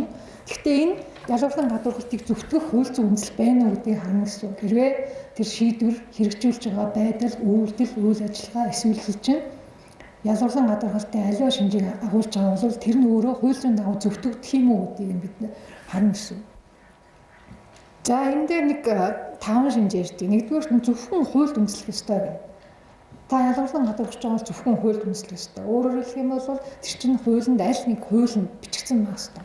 Хуульгүйгээр дүрм, журам, акт, заавар гэдэг юмар гаргахгүй. Тэр акт дүгнэлт энэ төр гэж гарч байгаа бол тэр нь өөрөө хуульд үндэслсэн байх ёстой. Энэ өөрөө нэг эрх зүй төрийн зарчимтай бидний хуульд үндэслэж хуулийн хүрээнд үйл ажиллагаа явуулна. Зөвхөн хуулийн хүрээнд тэр хүний эрхийг хязгаарлана. Зөвхөн хуулийн үндэслэлтэйгээр шийдвэрийг гаргана. Хуулийн хүрээнд тэр байгууллага албан тушаалтан орон зай эрх хэмжээгээ эдлэн гэдэгтэй холбоотой хуульд үндэслэнэ гэдэг зарчим. Тэгээд яг юу харна л та нар ингээ хин хэмжээ тогтоосон өөрсдийнхөө байгууллага удирдлагч юм уу өөр зүгээр ингээд гадуур бас эрх зүйн актыг харах юм бол тийм биш тохиолдолд нь юу гэдэг нь жишээлх юм бол албан даалгаврыг үндэслээд гэдэг гаргачих магадгүй тийм. Тэр нь зөв тодорхойлт байх юм бол окей хин нэг эрх эрхчлөлөг нь хөндөөгүй байх юм байна. Гэтэл нэг албан долларыг үндэслээд сүмждийг ингэсүг ажлаас нь хасахгүй гэж юм байж болох уу? Гэхдээ иймэрхүү мэтийн юм гартгүй бол гардаг одоо гарсаар байна. Тэгээд энэ дээр ямар шаардлага тавьж байгаа зөв хуульд үндэслээ, хуулийн дагуу байлгаа гэдэг чинь ерөөсөө энэ шүү дээ. Хуульд үндэс. Өөрөөр хэлбэл тэр эрхийг чамд болгосон байх хэрэгтэй байхгүй сүмжтэй чи хууль зүйн яамны ажилтны хувьд тийм хэрэгтэй гэдэг юм. Тэгэхгүйгээр би дур зургаараа өөрөө олоод авна гэж байхгүй шүү дээ. Төрийн албан хаагч учраас тийм боломж байхгүй байх хэрэгтэй. За тэгээ хуулийн хувьд яг хуульд үндэслэн гэдгийн хувьд ярихад материалын процессын хуулийн ач холбогдлыг ярьдаг. Материалын хуулийн үед эрхтэй гэдэг заалтуудаа бид нар харчлаа шүү дээ. Би сурч олох хэрэгтэй байна. Би ажил хөдөлмөр сонгох хэрэгтэй байна. Би ингэх хэрэгтэй байна. Тэгээд процессын хувьд тэрийг бас нэг төрийн хуулиар баталгаажуулж өгөх хэрэгтэй болдог. Жишээлбэл шудрах шүүхээр шүүлэх хэрэгтэй. Эсвэл төрийн байгууллага албан тушаалтантаа өргөдөл гомдлоо гаргаж хандах шийдвэрлэх хэрэгтэй. Тэрийг нь одоо өргөдөл гомдлыг авахгүй бол бие яаж тэрийг хангах юм те. Тэгэхээр тэрийн тэр процессыг нь хангах үүрэг нь бас төрд байна. Авах ёстой гэж хуульчлан, аваад хариуг нь өгөх гэж хуульчлан, хэдэн хоногийн дотор өгөх ёстой гэж хуульчлан, үнэлэлтэд өгөх гэдэг энэ юу юм? Энэ бас л нөгөө процессын хуулиар дамжуулаад эрхийг нь хангаж байгаа. Энэ гэхдээ бас маш чухал. Яагаад гэвэл шүүхэн өөрөө шудраг зарчмаар байгуулагдаагүй эсвэл тийм боломж байхгүй л яах вэ? Бид шудраг шүүхөө шүүлэх хэрэгтэйгээ суугаад байдаг, эрх байдаг. Тэгээд тэр боломж нь байхгүй л яах вэ? Тэгэхээр энэ процессын үед бас процессын хуулийн үед бас нэлээд тэгээ эрхийг хамгаалахад төрөөс чухал ач холбогдолтой байдаг юм аа. За хуулиа үндэслэн хуулийг иш татах гэж энэ нэг хуулийн үндэслэх хүрээнд л явж байгаа. Хуулиа заавал иш татах ёстой гэдэг. Тэгээ энэ үгсүүхэд нэг ийм юм гард юм байна. Сая нэг хамгийн сүүлийн захиргааны хэмжээний актыг судлаад явхлаар ганцхан заалт биччихсэн. Өөрөөр хэлбэл засаг дарга бол нөгөө засаг захиргаа нутаг дэвсгэрийн нэгж түүний удирдлагын тухай хуулийн засаг дарга захирамж гаргаж болно гэдэг заалт өгдөг байхгүй. Тэрийгээр хэмжлэн өөр юм байна. Яг 29-2 гэдгээр бүх юм шийдэн, байгаль орчин шийдэн, ус шийдэн, хөрөнгө шийдэн, хүний юу шийдэн, бүгдийн шийдэн. Тэр бол болохгүй. Бид нар юу гэж хэлээд нэхэр энэ өргөцөө төрийн зарчим нөө тэр хамаарах нарийн зүйл бол тэрийг бас хэлэх хэрэгтэй гэдэг ааш. Тэгжиж ойлгоо. Өөрөөр хэлбэл би хүлээгээд авчлаа тэр юмшид ойлгох хэрэгтэй. Тэгсэн чинь уншихээр 29-2-ээр ганц юм яваад байдаг. Тэр нь юу гэхээр засаг дарга бол захирам хэлбэрээр шийдвэр гаргамаар гэсэн юм. Тэрнээс нь би юу ч ойлгохгүй. Нөгөө байгаль орчны асуудлыг шийдэх ёстой юм уу би ойлгохгүй. Усны талаар зөвшөөрлөх ёстой юу ойлгохгүй. Газрыг яах ёстой би ойлгохгүй. Тэгэхээр нөгөө нарийнчсан бусад хуулийн заалтуудаа бүгдийг нь иш татаж нэг бичээ гэдэг юм шаардлага тавиад байна. Энийг бас захиргааны ерөнхий хууль гэж яваад байгаа. Тэрэнд оруулахыг хичээж байгаа. За хоёрдугаарт нь тэр ялгалан гадуурхалч ер нь хуулийн дагуу байв уу, хууль зүйн үндэслэл байна уу? Зөвхөн хүндлэгээнүүдийг харахын тулд үндсэн хуулиар эрх хязгаарлах аль энэ дараах 3 боломж аль нэг нь мөн үү гэдгийг харах хэрэгтэй. Энэ дээр нэгдүгээрт нь бусдын эрх хэрэгчлийг хөндөж болохгүй гэж хэлж байгаа. Та эрхээ эдлэхдээ бусдын эрх хэрэгчлийг хөндөж болохгүй. За энэ бол яг хамгийн юу жишээ нь тэр бусдын эрүүл мэндийг хохироосон үед, бусдын амь насыг хохироосон үед, бусдын өмч хөрөнгийг хохироосон үед шийтгэл хүлээдэг нь тийм. Энэ бол өөрөөр хэлбэл бусдын эрх хэрэгчлийг өөрөө хөндсөн учраас хувьсаар тэрнийхээ төлөө түүний эрх хэрэгчлийг өнөөс хязгаарлаж байна гэдэг болтолтой. За нийгмийн хэв журмыг хангах хэрэгтэй гэж. Нийгмийн хэв журм гэдэг нь бол их өргөн үрээтэй жож болно, бас их явц өрөөнд ч ойлгож байна. За энэ дээр жишээлбэл саяхны хүртэл бид нөгөө албан тасалгааны дотор тамхи татахыг бол эсвэл машин дотор ч юм уу нэг тамхи татахыг бол нийгмийн хэв журм зөрчлөн гэж үзэхгүй байлаа шүү дээ. Одоо үздэг болоод эхэлж байна те. Хоригдсон учраас хуулиар ийм газар тамхи татахыг хориглоно. За магадгүй дараа нь ахад юу ч байсан юм л магадгүй. Тэгэхээр нийгмийн хэв журм гэдэг нь өөрөө нэлээд өргөн үрээтэй ойлголт болж явдаг. Тэгээд энэ дээр нийгмийн хэв журмыг хангахын тулд одоо тэр захиргааны хариуцлагын тухай хуульд бол нэлээд хамаатай. Бусад тэр захиргааны салбар хэрэгцээ хамаатай ойлголт болдог нийгмийн хэв журм. За нийгмийн хэв журм гэдэг юу гэж тодорхойлдог юм бэ гэдэг аваад үзнэ. Тэгэхээр энэ тодорхойлт нь бол цагдаагийн тухай хуулийн дээр л байгаа. Тэрнгээр л тодорхойлоод ганцхан яг тодорхойлсон газар бол тэр үлээ. Өөр бол хуулийн хэлбэрийн тодорхойлсон байхгүй. Тэгээ энийг яриад байгаа учир нь юу гэхээр бид нар ингээд нийгмийн хэв журмыг хамгаалах үүрэгтэй гэдэг нь ойлгочихж байгаа байхгүй тийм шүү дээ. Нэг гадуур явж байхад юу гэдэг ойлгохгүй хашгирахгүй эсвэл татаж хамгаахгүй эсвэл нөгөө нус шүсээ хаяад байхгүй тамхи татахгүй нь ойлгомжтой. Тэгээд ингээд бүр ингээд үйлдэл дээр гараад ирэхэд магадгүй зарим нэрэлцэд болоод эхэлдэг байхгүй нийгмийн хэв журм мөн ч юм уу биш ч юм уу тийм учраас энэ хүрээг нь их сайн тогтоох хэрэгтэй ерөөсөө үндсэн үүрэг бол тайлбараар эсвэл хуулиар тогтоож өгч явах хэрэгтэй. Тэгжээж бид нар үр дагавар нь юу юм хааны хүрээ хязгаарны хааны гэдэг арга боломжтой болдог. За үндэсний аюулгүй байдлыг хангах ёстой. Үндэсний аюулгүй байдлыг хангах үүднээс хүний эрхийг хязгаарлаж болно. За үндэсний аюулгүй байдал бас ямар хүрээнд тодорхойлогдох вэ? Авилгал, үндэсний аюулгүй байдал гэдэг бүгдээрингийн үндэсний аюулгүй байдал зөвхөн нөгөө улсын тусгаар тогтнол бүрэн бүтэн байдал, хэлийн халдшгүй байдал, мэдээллийн нууц энэ гэдгээс тий төрийн өөрийн хэвийн үйл ажиллагаа явуулах чадвар гэдгээс гаднаас үндэсний аюулгүй байдал ч өөрөө, эдийн засгийн аюулгүй байдал ч өөрөө тэгээд нэмэхэд нэг авилгал мэлэлд өртөж байгаа байдал энэ гэдэг чинь ч гэсэн бас үндэсний аюулгүй байдалд орж болно гэж өргөөрөнд ойлгож болно. Тэгэхээр үндэсний аюулгүй байдлыг бас л тодорхойлох ёстой. Хүрээ зарыг нь тэгжээж бид нэр энэ хүрээнд болохгүй маань энэ хүрээнд болох юм гэдэг ойлголтыг гаргана гэсэн. За тэгээ хоёрдугаарт энэ гурвын аль нэгэнд нь хамаарч ивэл хүний эрхийг хязгаарлаж болно. За дараа нь тэнцвэрт байдлыг харуулцаач гэж үсэж байгаа. Тэнцвэрт байдлыг харуулцах ёстой. Энэ тэнцвэрт байдал гэдэг нь пропорtional байх ёстой гэж үзээд байгаа л өөрөөр хэлбэл гаргаж байгаа шийдвэр чинь тэр зорилго тохирсон байх ёстой. Ямар зорилготой юм? Захиргаа ямар зорилготой захиргааны байгууллага юм бол биш бол төр ямар зорилготой төрийн байгууллага юу гэдэг. Тэр зорилгот чинь нийцж байгаа юм уу? Үнэхээр энэ шаардлагатай шийдвэр үйл ажиллагаа үйлдэл хийх ёстой мөн үү? Дараа нь энэ чинь өөрөө тэр тэнцвэртэй байдлыг хангаж байна. Тэгээ хүний эрхийг хязгаарлах дээр ярихаар бид нэг ярьдаг шүү дээ. Жишээлбэл одоо хот дотор хурдны хязгаар хэд байгаа вэ? 20 юу гэж ирдэг лээ. Хороол дотор 20, хот дотор 60. Энэний жишээ нь юу гэж зөвөр зорилго. Нөгөө тээврийн хөдөлгөөний аюулгүй байдал, тээврийн зөрчилтийн замын хөдөлгөөний аюулгүй байдлыг хангах зорилготой. За тэгээ одоо бас нэгдүгээр игнэнд тавьсан машинуудыг ачдаг болчиход байна шүү дээ. Энэ өөрөө бас зорилго нь мөн. Яагаад тэр зорчих хэсгийг тавихыг хориглоно гэсэн тийм. Тэгээд тэр зорчих хэсгийн зорилго нь юу нэвтрүүлэх зорилгот. Тэр ирсэн хөдөлгөөний нэвтрүүлэх зорилготой тэгж өгөн замаа өгсөн чинь нэгдүгээр игнэнд нь тавиад болтгоо. Нөгөө талаас нь ийм мэрүүл яг нь би одоо жишээлбэл юуны усын дэвчүүхийн өмнө усын дэвчүүхтэр ажилтаа өмнө тавих гэхээр өмнө зогсоол байдгүй. Тэг би хаана тавих вэ гэдэг нь хэлээ. Тэг төр өөрөө бий болох ёстой юм шиг тэр зогсоол. Төрөгд нь одоо нийслэлийн засаг дарч юм хийн тийм тэр хариуцж байгаа тийм. Тэгээд цагт би одоо ингэдэж чинь 50-аар юм чинь болохгүй. Миний намайг яагаад алдаж ачаад байгаа юм гэдэг асуулт тавьж болох уу? Болно шүү дээ тийм.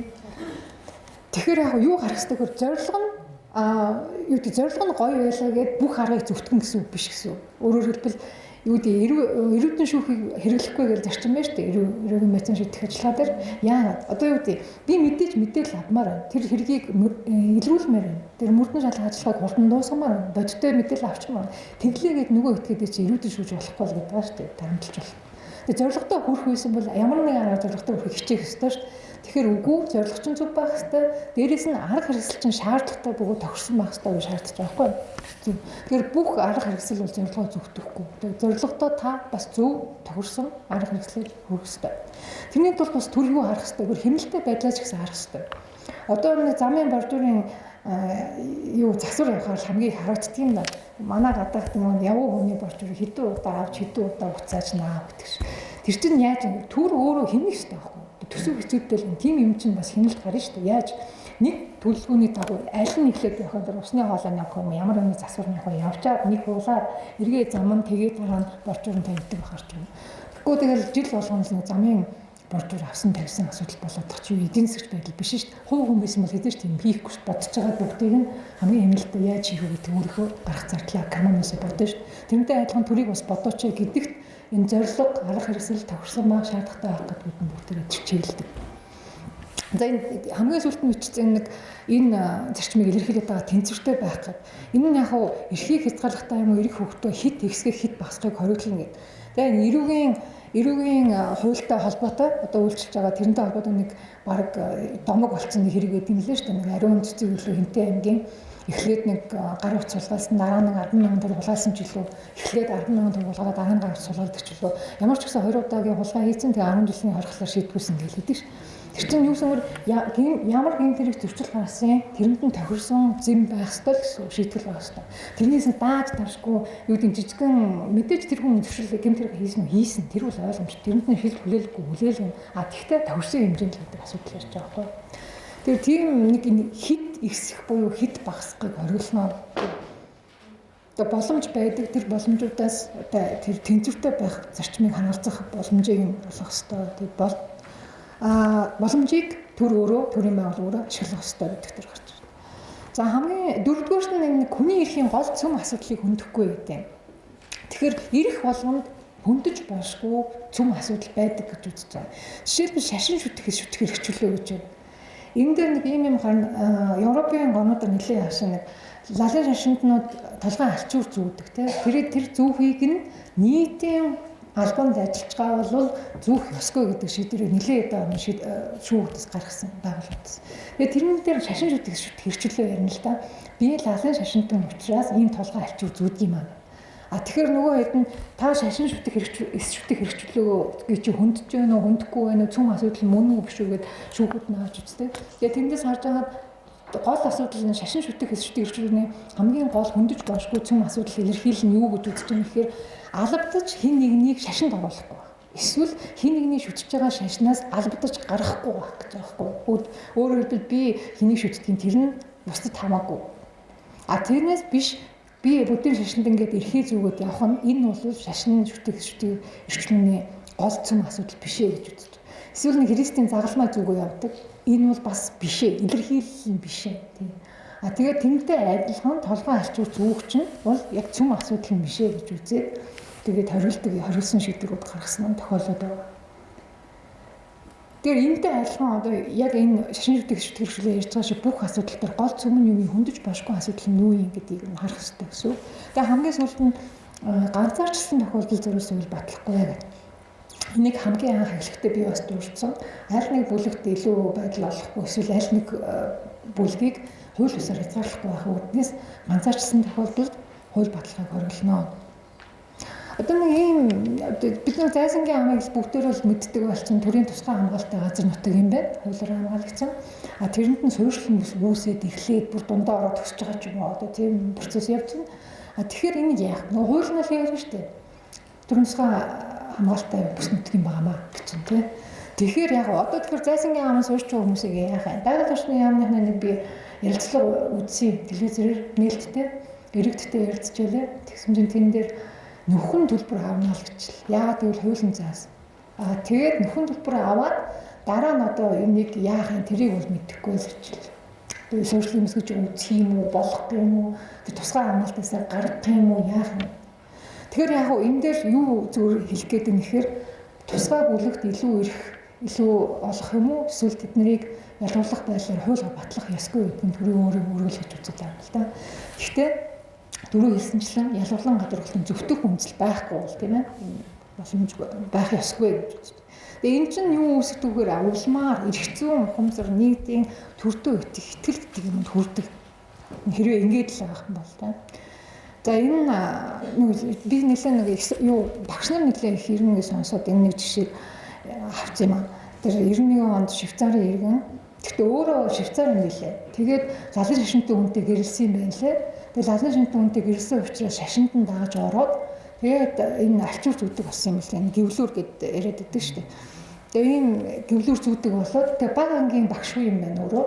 Тэгээд ажил дээрч гэртээч одоо бүхэл газраа зүүдэг. Тэгсэн чинь их эцгүүд нь гомл гаргадаг байхгүй юу нөгөө баг анги хүүхдээ суугаж байгаа хэцүүд. Тэгээд гомл гаргахтаа юу гэхээр бидний шашин шүтэх эс шүтэх эрхийг маань хөндөж байна. Тэгээ энийг нь авч үзээд сая нэг 5 зарчмын дагуу бүгдээ нь авч үзээд энд өөрийнх нь эрх нь айл уу, гол эрх нь айл уу, энэ тэнцвэртэй байлын хангаж чадж гэнэ үү, зорилгыг зөвтөхгүй, өөр нөлөө нь ямар уу гэж авч үзээд хичээлээ заах үедээ гэвлүүрээ аав гэдэг шийдвэр гаргаж байгаа. За бусад үед чинь бол таны хамаагүй та бусад үед гудамжаар хааж явж исэн гэртээ тэр үед чинь хамаагүй хичээлээ заах үед яагаад гэвэл бусад хүмүүсийн хүүхдүүд баг ангийн хүүхдүүд гэдэг чинь ерөөсөө үлгэр дуурайл ертөнцийн нь одоо тэрүүхэн хавьда баг бурхан нь багш байдаг. Бүгдийг тэндээс хардаг. Тэгэхээр юу гэдэг багш нь ийм байх чинь шууд нөлөө үзүүлнэ. Тэдний итгэл үнэмшил сонгох эрх шууд нөлөө үзүүлнэ. Тийм учраас болохгүй та нийтийн албан хаагч багшийн хувьд энэ гэвлүүрээ ажиллаж байгаа үедээ болохгүй гэдэг юм шийдвэр гаргаж.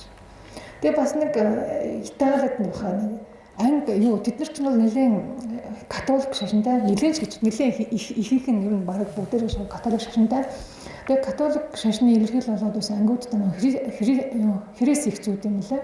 Тэгээ тэрийг аав нэг шийдсэн чинь тэрийг та нар харж байсан нэг бүр эсэргүүцэл илэрхийлээд бас л бусдад шашинтай хүмүүсийн суралцагчдын эрхийг хангах хэрэгтэй гэдэг үгнээс хэрэгсийн аав гэсэн чинь нөгөөдд нь талбай дээр бүр нэг томоо хэрэгс босгосон гэдэг маргааш нь хотойхон тэдний хөл өмнөх үнэнч тийм католик шашинтай мэлээ. Гэх мэт юм юу гарч ирсэн тийм. Тэгэхээр энэгээр юу харж байгаа гэхээр багш нарын хувьд бол ер нь маш юугаар бодож байгаа хэвээр үг, үйлдэл, харц, эсвэл хүртэл бодож байгаа хэвээр нэлээ.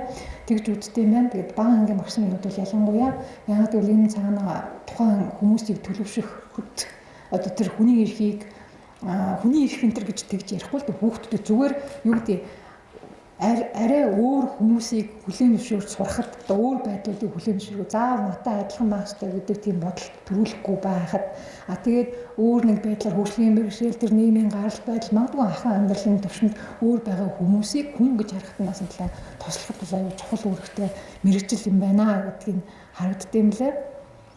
За би Монголын зархааны иргэн шүүхийн шийдвэрийг шүүж үзсэн. Энэ босголтой холбоотой бас маргаан гардаг юм уу гэдэг. Тэгээд ихэнх нь тийм яг дунд сургуулийн багш нартай холбоотой маргаан бол ирж байгаа юм лээ. Шийдвэрлэгдэж байгаа юм лээ. Энээр зөв их сургууль төгссөн нэг төгсөгчийг диплом олгоогүй энэ өөрөө босголын тухайлыг зөрчиж намайг ялгуулсан гадаргч гэдэг үнэлгээр өгсөн байсан. Тэрийн нэхэмжтийг нь хангаж хийсэн юм лээ. Энэ саяхан болсон хэрэглээ нийслэлийн зархааны иргэн шүүгээс. Тэгээд энэ нь бол яг тэр өөрсдөө нэг өөр үндэслэл тайлбарлана л да эсэргүүл нь яагаад гэвэл гэхдээ бүх төгсөгчдөө тэгээд тэр нь нэг болцол байж магадгүй сургалтын төлбөр төлсөн байх хэвээр тэрийг хангацсан бол бүгдэнд нь өгөх хэвээр гэдгээр энэ нэг сургуулийн төгсөгчийн асуудал шийдэгдсэн байсан. Тэгээд би бас нэг юу нэтээс нь багшийн ёс зүй гэж үзсэн. Тэгэхээр багшийн ёс зүй гэхээр янз янзын сэтгэл гардаг юм байна. Жишээлбэл энэ дээр нэг ингэж хэлээ ёс зүй бол яг гаргацсан сайхан дүрм журмтай байдаг юм лээ. Гэхдээ сургуулийнхаа жорлон тамхи татаа зогсож байгаа дунд сургуулийн хүүхд багшаасаа айдаг цаг өнгөрчээ. Бараг л хамт тамхи татаж архиуж байна. Тэгээ хамгийн ноцтой надад багш нар хүүхдүүдээс авилга авч дүн худалдаг болсон гэсэн юм сэтгэл байсан. Тэгээд багшийн үүргийг харахаар бослон тухай хуулийн дээр бол маш сайхан бичсэн байлээ. Ялгуулан гадуурхгүй байх, нэр төрийг нь хүндэтгэн хамгаалах гэдэг. Нөгөө бидний одоо миний анханасаа эхлээд ярьсан тэр зарчмыг бол яг бүр үг гэдгээр нь тэр битгий л суралцагч бүрийнхөө онцлогийг хүлээн зөвшөөрнө гэж байна. Хүнлэг харилцана. Өөрийгөө хөгжүүлж бие хүн болж төлөвшөгтөнд дэмжлэг үзүүлнэ. Улмаар суралцагчийн бие даасан байр суурь үзэл бодолд хүндэлтэй хандна. За тэгээ ёс зүйн дүрмд 2007 оных одоо хүртэл хүчин төгөлдөр хэвээрээ юм байна. Тэрэн дээр бас ялгаагүй суралцагчдын нийгэм соёлын ялгаатай байдал, нийгмийн гарал, эцэг их, асан хамгаалагчдын боловсрол, амьдралын түвшин, өөрийнх нь суралцах чадвар, гадаад өмгөзөмжээр нь ялгарлахгүй хандан сурлагын амжилтыг бодиттой үнэлнэ. Энэ бодиттой үнэлэхээр маш их ач холбогдол үүдэх юм л одоо тэгш байдлыг хангаж байна гэдэгтэй. Сая нэг Германых бас юу байсан юм бэ? Нэг тэгш байдлыг хангаж байгаа байдал дээр одоо ялгарлан гадуурхгүй байгаа байдал дээр нийт боловсролынхаа системд нь судалгаа хийсэн байна. Тэгээд юу гэж харсан гэхээр ялгарлан гадуурхалт маш их байна гэж.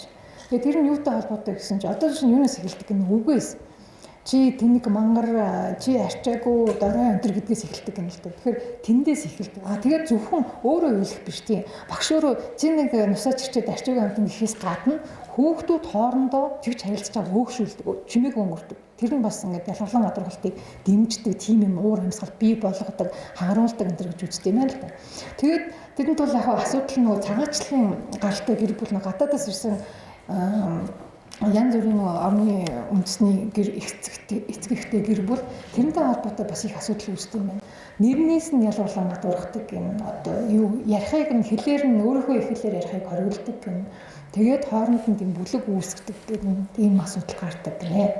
Тэгээд энийг юу дунд сургууль энэ төвшөнд бол маш асуудал гэж үзээд арга хэмжээ авах хэрэгтэй гэж. Тэдний чинь уг нь манай одоо баан хуйлтай. Дээрээс нь нэг тусдаа хариуцсан хүн байж байгаа байхгүй юу? Зөв үүрэг гэдгийг ойлгох хэрэгтэй юм ийм л асуудал. Юу чухал юм байна л гэж хараад. Тэгэхээр өөрөөр хэлбэл хүнээс хамаатай. Бид нар ойлгож чийж, бид нар хэрэгжиж, энэ зарчим амьдран хэрэгжин цаашаа төлөвшин илүү одоо өстой нөгөө үндсэн хуулийн оршилт гардгаар цогцлон хөгжин. Тэгэхгүй нэг хийсвэр юм яриад төр гэдэг чинь явж тэгэл бид нэр сууж байгаа шүү дээ. Одоо шийдвэр гүйцэтгэх дээр очиход та бид нар сууж байгаа. Юм дээр сургууль дээр очиход та байж байгаа шүү дээ. Тэгэхээр яг хүнээс өөртөөсөө албаа авч өөртөө л хэлэх хэрэгтэй. Тийм л гэж ойлгож байна да. Ингээд анхаарал тавьсанд баярлалаа. Би шинжилгээ болсны зүйл тодорхой байна. Түрүүн та Монгол Улсын үндсэн хуулийн 14 дугаар зүйлийн нэгдэх хэсэгт заасан Монгол Улс хуулийн ёсоор оршин суугаа хүн бүр хууль шийдвэрийн эрхлэгч байх эрхлэгчийн зарчмыг онцолж ярьсан.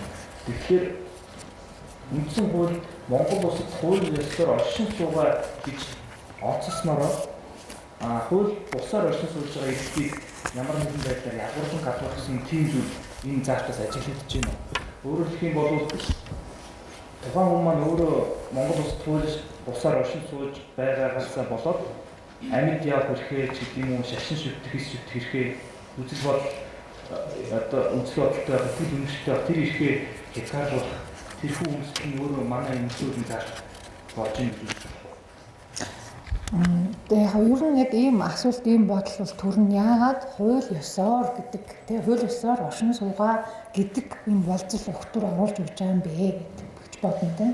Гэтэ ерөнхийн нэг ийм үндсэн хуулийн бусад төр нэг эрх зүйд төрийн зарчим байна, ардчилсан зарчим, иргэний зарчим, хүмүүнлэг байх зарчим, төр иргэнийхээ өмнө үүрэг хүлээнэ гарын шинийг тий ахаад ийм тохиолдолд хязгаарлалт шүү гэдэг зарчим энэ үндсэн эрхүүдийг огт ямар ч тохиолдолд хүнэж болохгүй гэдэг 19.2 энэ бүх зарчмууд энэ дунд нь хэрэгжүүлээд үзэх юм бол хууль бусдаар оршин суугаа бол таны эрхийг дураараа зөрчнө гэдэг үг биш.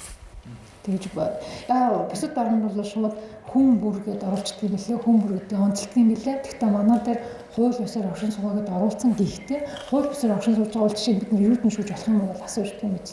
Тэгээ тийм боломж бол байхгүй. Энийг бид нар юу гэж ойлгох ёстой вэ гэхээр бусад контекстийн хүрээнд хүн бүрл гэж ойлгох ёстой л гэж би бодож байна.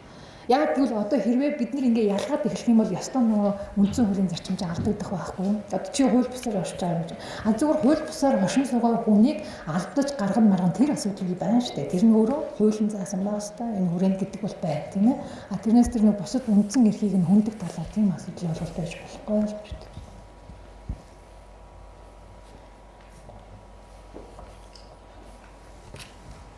Тань асуулт байна. Тийм нэг хоёр асуулт байна. Түрүүн та ярьсан эрх гэдгийн сан үүрэг байна гэж.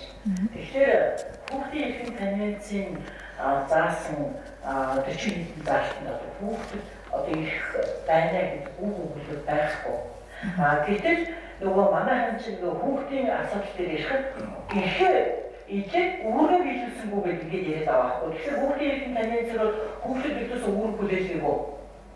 Тэгэхээр одоо энэ хүүхдэд эрх гэдэг асуудлыг ямар одоо байдлаас нь чи эрхээ хийж байгаа бол үүргээ биелүүлэх ёстой гэдгийг хэлэх ёстой вэ гэдэг нэгдүгээр асуулт. Хоёрдугаар нь сүүлийн үед энэ фэйсбүүк гэдэг одоо хүний эрхийн тухай асуудлуудыг маш ингээд яриад энэ ураад олон янз бүрийн гараад байна. Тэгэхээр та феминист хүн үү гэж хүний эрхийн одоо асуудал дээр хүний эрхийг биелүүлэхийн тулд тэр үүргийг биелүүлэхийн тулд энэ хүний эрхийг зөвшөөрч байгаа үүднээсээ та феминист хүн үү гэж асуулт тавиад байна. Тэгэхээр энэ юу гэж хэлж байгаа үг вэ? Феминист гэдэг үг нь өөрөө юу? Надад сууж байна. За хүүхдийн эрхийн тухайд хүүхд бол бид нар насан туршид конвенцээрч тэр хуулиараач тэр тодорхойлдог шүү дээ 18 наснд хүрээгүй үнийг хүүхэд гинэ. Тэр яг нэг насан туршид юм чи эрхтэн чадамжийг бид нар дандаа насаар нь тооцоод байгаа шүү дээ эрхтэн чадамжтай байх хэрэгтэй. Тэр насан туршид хүмүүсийн тухайд үүрэг гэж ярих нь боломжгүй яагаад одоо бид нар мэдж байгаа бүх ингээд салбар эрхтүүдээр яг зарим эрх үүсдэг гэж үздэг. Тэр зарим үүрэг жишээ нь заримдаг чадамж гэдэг иргэний эрхтүүдээр ярьдаг шүү дээ. Тийм бол асуудал байна. Эсвэл зархааны айлгын тухай хуулийг 16 наснаас эхлээд захааны шийдэл хөлөх боломжтой энэ гэдэг тийм асуудал байна. Үндсэндээ энийг стооцсон хүүхэд бол шууд үүрэгтэй гэж үзэхгүй байхгүй. Яагаад энэ өөрөө гэр бүл төр эцэг асран хамгаалагч гэж байгаа бол тэрний хууль ёсны төлөөлөгч нь ахиад сургуулийнхын үүрэг болж таарч байхгүй. Тэн дээр юу гэж юм нэхэр бүх үүргүүдийг харуул багшийн үүргийг харуул тийм байгаа. Эцэг эхийн үүргийг харуулж тийм байгаа шүү дээ. хууль нөлөөлсөн үүргэмж төр асуумд чи ингэх ёстой, аюул аюулгүй орчинд өсгөх хүмүүжүүлэх ёстой, тийм ойлгох ёстой гэдэг үүргэнд бусдад ногдсон байхгүй юу. Тэгэхээр бид нар хүүхдэд өөр ярих боломжгүй. Хоёр дахь нь феминист дүү гэдэг би өөрөө надаас асууж байгаа гэж ойлгоо. Фэйсбүүкээр яваад байгаа тэр асуултын агуулга юу вэ? Тэр асуултын агуулга нь юу вэ? Энийг юу гэж одоо ойлгох вэ?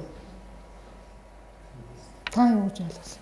Би харин одоо тэгээд тэрнийг ямар сандаа өнөөдөр ингээд энэ нөгөө уулзалт гэхээр би энэчнээс энэ үгний одоо энэ агуулгын ойлголтыг авъя. Тэгэхээр би бол тэн дээр энэ зүйлийг та өөрөө тайлбарлаж ичнэ үгээд ингээд бичиж байгаа юм байна. Тэгэхээр тэрний хариулт ирэхгүй байгаа байхгүй юу?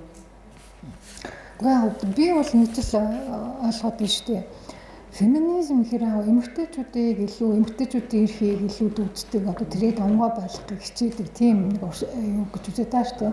Феминист хандлага гэдэг нь анх яаж гарсан гэхээр эмэгтэй хүн ч гэсэн бас адилхан уулзах ёстой, адилхан хөгжих ёстой, адилхан гэдэг байдлаар ингэж гарч ирсэн. Зүгээр яг нэг юу байх шиг юм аа. Тэр нь одоо ямар зүрх юмтай ойлголт юм. Феминизм гэдэг юу гэх зөвхөн эмэгтэй хүн гэдэг. Гэр бүлийн бид нар хүмүүсийн харилцаан дээр ч гэсэн гэр бүлийн харилцаанд эрэгтэй эмэгтэй хүн эрэгтэй шөнө гэдэг хуулиар заасан байна. Гэхдээ энэ нь бол 50-50% ямар ч эрхийг хэмжих боломж байхгүй шүү дээ. Юу гэдэг нэг халбах чи угаас нэг халбах би угаа тийм юм бол байхгүй. Тэгэхээр юу гэдэг тэрийг нэг юу байх бид нар өөрсдөө ёс суртахуун гэж нэг сайхан зүйл байна. Заншил гэж нэг сайхан зүйл байна. Юу нь энэ бүхэн хүрэхгүй байгаа газар л хууль очихыг хичээдэг шүү дээ. Очиж зохицуулах гэдэг. Тэргээ ёс суртахуун шашин шүтлэг одоо юу гэдгийг тэрнгээр зохицуулж болж байгаа бол хууль заавал бүх хүнд нь оролцоод аав шиг чи 21 нас хүртлээр битээ ярих уу чи битээ тамигддаг гэдэг ах бол энэ шаардлага байхгүй. Тэгэхээр энэ дээр хитрхи эмэгтэй хүн даваа байх хэрэгтэй. Эмэгтэй хүн гэдгээс илүү эсвэл яг адилхан 50-50 гэдгээс илүү жоохон юу харах хэрэгтэй. Би жишээ надад бод тэр нэг юм уу саад болтгоо одоо гэрээ эзэндээ хоол эрхэлж өгөх ёстой. Тэр одоо юу зүр их зөрчигдөө тийм бол надад байхгүй. Яагаад тэгэхээр тэр бол нэг эмэгтэй хүний мэдсэн ухаан зохион байгуулалтаа. Тэгээд тэгж хоолныхаа дээж өгснөөрөө дараа нь бусад зөндөө олон эрхийг нь хариуд нь авч байгаа шүү дээ. Магадгүй эдийн засгийн шийдвэрлэл эрх юу ч гэдэг нь. Тэр ихтрүүлж ойлгох хэрэггүй мөн л гэж боддоо шүү дээ. Тэгээ би нөгөө Швейцарт нэг явжсэн чи яасан байхгүй. Эмэгтэй хүн дундаг дуугаа өргөө яваад хажууд нь залуу яваад байхгүй. Тэгээ чи энэгээр өргүүлчих гэх юм би тэгсэн чинь нөгөө үгүй би өөрөө чадна. Тэгээд нөгөөх эрэгтэй нь болохоор Итали хүн байсан. Тэгээд сүүлд нь би асуухгүй юу. Би байсан бол айл хэзээ ямар ч эрэгтэй байсан хамаагүй нөгөөдөгтөө хүнд юм үйлчнэ. Би бол нөгөө биологийн хувьд одоо эрэгтэй хүнийг л иймэрхүү бараг хүнд юм өрөх ёстой ухааны бодноо над энэ магадгүй Монгол хүний юу ахав ярьсан. Тэгсэн чинь нөгөө Итали чинь чи түүхийн сонсох юм бол бид нар чинь дөнгөж 60 онд адилхан сонгох хэрэг авсан хүмүүс байхгүй юу. Эрэгтэй эмэгтэй хүмүүс сонгох хэрэгтэй гэдэг чинь 60 онд авсан гэж байгаа байхгүй юу. Тэгээ Германы харах юм бол гэр бүлийн харилцаанд нөхөр нь эхнийхээ ажилд орох болохыг шийддэг байсан. Маш тэгснэ 50% байсан байгаа байхгүй. Тэгээ харах юм бол эмэгтэйчүүдийн уламжлалаар монголчин тэгээд дарагдаа, зоол, тэгжсэн түүх юм их байхгүй учраас биднэрт нэг тийм юу байдаг юм болоо гэж боддог. Юу гэх юм адилхан тэмцэх ёстой. Би одоо дуугаач гэсэн өөр өстой эрэгтэй хүнтэй адилхан болох гоо. Надад бол тийм үсэл зүйл байхгүй. Тэгж хэтрүүлэх бас хэрэг гүйж үж магадгүй гэж бодсон. Гэхдээ хувь хүмүүсийн сонголтын асуудал өргөмөр өргөжлөө. Тэгж үзэж байгаа бол үзчихлээ. Хоёрхан одоо юунаас ярихад бол тийм одоо хувь судлаачийн хувьд бол би тэр ялгуулсан гадар гэсэн юм мөн гэж үзэж байна. Яагаад гэвэл бусад бүхэн бид нэр орж болдог. Их хурлаа хууль тогтооход оролцож болдог, юунд яаж болдог, тэ эсвэл хаан чиг. Тэгснэ гинтхэн гал тавих болсон чинь тэр нь төрийн ёслол гэж аамаа. Тэрнээс хувь хүн ёслол хийгээд тэгж байгаа бол тэр бол бас өөр асуудал байхгүй юу? Тэр хүний хувийн үнэлэмж. Тэгсэн төрийн ёслол хийснээр тэндээ эмэгтэй хүн бол ер нь болохгүй гэдэг учраа нь бол эмэгтэйчүүд юу гэж ойлгож байна гэхээр за бид нарыг нэг шат даваа үзэж байгаа юм байна. Орвол нөгөөт нь бодчих гэдэг юм яах гэдэг юм болох гэдэг юм гэдэг тийм ойлголт өгч байгаа байхгүй. Тэгэхээр тэр ойлголт нь ерөөсөө үндсэн хууль дээр мэдээж нийцэхгүй гэж ялгарлан гадархалт мөнөөс өмнө гэж хэлнэ. Нэг ийм овоо тактиктэй холбоотой нэг асуудал ярьдаг шүү дээ. Тэгээд энэ нь бол юу тэр овоо тактик дээр миний мэдхий намайг баг байхад зөв зүгээр байсан овоон дээр одоо сүулт очсон чинь эмэгтэйчүүдийн гортог гаргацсан л. тэгэхээр нь битээ дэмий мэр гэсэн. Би яхаараа 10 настай байхдаа гарч олцоод одоо 30 хүрэхээрээ болохоо байждیں۔ Тийм юм гэж үү те. Хэрвээ уул усны үр сайд нь бүгдээр адилхан юм бол яхаараа эмэгтэй хүн ялгарлах ёстой. Тэр зүгээр хувь хүний итгэл мөрөл байж болно шүү дээ. Эмэгтэй хүн гарчвал муу юм болчихно. Бурхан минь газар хөдлөн ус цахин те. Тийм итгэл мөрлөө тэр хүний өөрийнх нь проблем баг. Эмэгтэй хүн тэгж үжил болчих хэрэгтэй өөрөө. Адилхан хэрэгтэй болохгүй. Заавал тэрнээ гараад яах юм те. Гэхдээ тэрийг бол би юуны хувьд л нэг юу гэж үздэг вэ? Тэр оон тэрийг бол бас жоохон буруугаар ашиглаж байгаа хэлбэрийн нэг юм уу гэж хараад байдаг шүү дээ. Тэгээд надад тэгтээ би заавал бүр хүрээ ингээл бид нэр өдөр болгон сонсоод байгаа асуулт бас биш. Тэгтээ энэ дээр тэр гендерийн төсвөлийн судалгаа харахаар эмэгтэйчүүдийн хамгийн хоцрогдолтой байгаа юм нь шийдвэр гаргах төвшин байна л да. За яг түрүү хэлсэнчлэн би 50 байх хэрэгтэй гэж үнээр бодохгүй. Заавал 76-гийн 50 эмэгтэй байснараа шийдвэр сайжирчих гэдэг юм биш. Гэхдээ нэг тийм улс төрийн орчин өөрөө одоогийн байгаа нэг тийм эмэгтэй хүнийг ингэж яах адилхан гарааны нөхцөл олохгүй юм гэж би хараад байгаа байхгүй. Одоо адилхан орцолтоор би тийм хүн ингээд тийм одоо бич биш л дээ эмэгтэй хүн гээ. Тэгэхээр би тэр үүднээс Монгол төр нь яагаад болохгүй ч юм яаж болох юм гэж харагдав. Тэр өөрөөдөө сонгуулийн талаар би үл ярихгүй. Зүгээр харин эсэгээр сая одгол багшаа нэг үндсэн хуулийн цэцэд нэг гомдол гаргаад байсан шүү дээ. Одоо мажоритар пропорционал холимог тогтолцоор ч өөрөө 14 зөрчилчин тэгшэрхийн зарчмыг тэрэн дээр ямар байр суурьтай байсан байна. Яг одоо манай байгаа тэгээд одгол багш нэг юу өгсөн шүү дээ. Үндсэн хуулийн цэцэд гомдол өгсөн.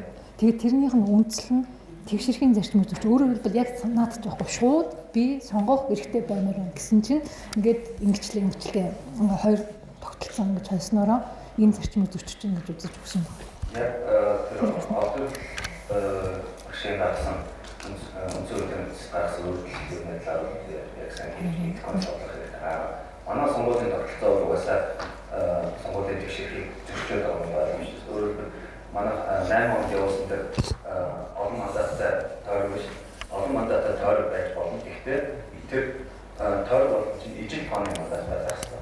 Тэгэхээр нөгөөдгийг ижил тооны мандат биш нэг чинь гол сүмбэрийн сонгогч нэг саналтай баян төрөлхтөрийн сонгогч дөрвөн саналтай байна. Өөрөөр хэлбэл one man one vote гэдэг зарчимд авагдаад зарим улсын хурд хоёр төлөвлөлтөй байх боломжтой, зарим нь дөрвөн төлөвлөлтөй байх боломжтой. Энэ чинь ерөөсөө сонгуулийн тэгшэрхийн зарчмыг зөрчиж байгаа бол тэрийг сая холимог тогтолцоо олохдоо бид бас аваад үзсэн тийм.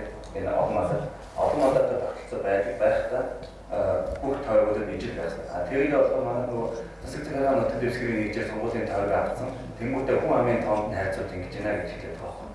Гэхдээ хүн амын тоонд нь хайрцууд тойрогийг заавал засаг захиргааны дэвсгэрийн нэгжээр байгуулах хэрэгтэй тийм. Тойрогийн сонгуулийн газар зүйл гэж ойлгож байдаг. Тэрүүгээр хүн амыг нь хайрцан адил байхад, ойролцоо байхад тойрогийг үсгээр хуулиараа хангиж бас болдог. Тэр одоо зүгээр тохиом байгууллагаас энэ бол зүгээр миний одоо их тоо орон нутгийн жижиг театр орон нутгаас болон сонгох гэсэн байна. Тэр энэ лобби интернет гэж байна.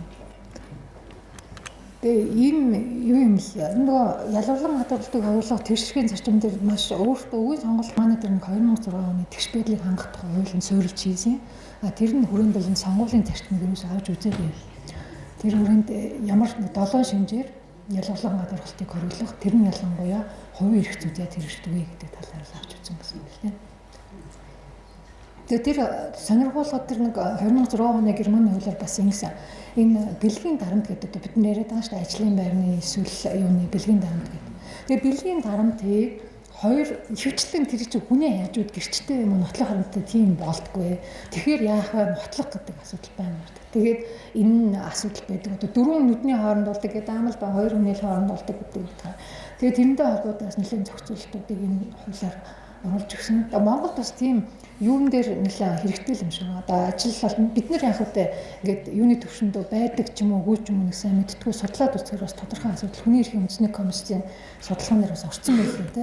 Төрийн албаны бас тодорхой салбаруудад ялангуяа тусгай албан хаагчтай салбаруудад ийм асуудал нэлээд байдаг. Тэр нь эргээд гомдол гаргах механизм байхгүй бол хэрэгжихгүй юм байна л та.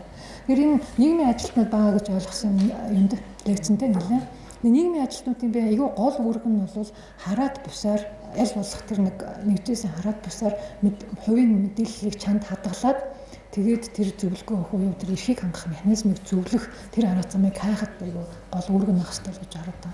Сая одоо нэг хүүхдийн хүчрхийлгээл нэг байж гал нэг юм ярьж штэ ингэсэн байна. Тэгэл сонсгоор бол их зүрх өвдмөр ингээл юм ярьж штэ ингэсэн байна. Тэгэл тэр нь ингээд тэгээд дуусаагүй бол дараагийнх нь тэгсэн байна. Тэгээд тэрнтэй холбоотой тэр хүн амын хүчил нийгмийн хамгааллын хамтаа ярьж байгаа нийгмийн ажилтнууд гэдэг одоо хороонд байна. Хамтраад гэмт хэрэгээс өвчин сэргийлэх нөө яаны ч өөртөө хамтраад юу хийчээ гэдэг судалгаа хийж болдгоо юм чи хэдэн хүүхдээ бүртгэж болохгүй юу тэр хэцүү хүн нөхцөлтэйгээ их эцэг нь хэцүү хойд эцэгтэй ихтэй зодолд өмдүүлдэг тэр хэдэн хүүхдээ судалж болохгүй юу би бол яг би ингэж утсан байхгүй судлаад тэгээд нэг эргэж мониторинг төрийн бас байгууллагаар хийлгээд байвал илүү зөөр юм уу. Тэгсэн чинь тэр нийгмийн ажилт нь хорооны хууль чухам юундаа дарагдсан мэт юм бэл. Засаг даргын ажил мэжилтэл төрийн төрлийн ажилтаа дарагдаад тэгээ юу тэгээд явж явах завгүй гэдэг. Тэгээд бид тэндээс нийгмийн ажилтнуудыг яг өөргийнх нь дагууг нь илүү ямар юм бэ? Өмнө нь. Яг л тий юу судлаач одоо та нар мэдээж ингэж байгаа ч тэгээд төрийн бас байгууллагаа хамтраад мониторинг хийгээд явж байгаа. Хэцүү биш санагдал. Тэр ястуу нөгөө задгаа нөө юу нөө хамаагүй. Тэгээд тэр задаагийн хүмүүсийг чинь бас их яаж тийм юм шүү дээ. Нөгөө бүртгэлгүй гэдгээр нь хүн биш юм шиг үзээд байгаа. Тэгэхээр нөгөө хэд нь өстө бор зүрхээр амьдраад өхүүлэх гэдэг шиг юм болов. Тэр Монгол нь төр тийм байж болохгүй байхгүй. Хүн шүү дээ, ирнэ шүү дээ тийм байж шүү дээ. Тэгж яхаа тэгээд ийм одоо өстө нөгөө хойд эцгийн сэтгэлээр хандаж болохгүй байхгүй. Нэг тийм юм тэгээд хүмүүс тэрийг бас тэгж болохгүй. Өө тэр задгааг яг юу гэсэн үг юм. Задгааг болохоор цагдаа очихгүй байх хэвээр. Цагдаа болохоор тэр халамж очихгүй байх хэвээр. Тэгэхээр тийм нэг юг төлөвшүүлэх ёсгүй байна. Бид нар тийм түгээх, дэмжих хэрэгсээ ёсгүй байна. Тэгээд энэ сургуулийн нийгмийн ажилтнуудтай бас тэр үрээд ярьж үтсэн. Одоо хүүхдийн хүчирхийлэл хэцүүдтэй байна, зоодоо байна. Тэгсэн чинь тэн дээр би өстой сургуулийн нийгмийн ажилтны хэлмээр нь хувийн нууцыг маш сайн хадгалж сурмаар санагдсан. Одоо тэр чинь өөрөө бичил ертөнц.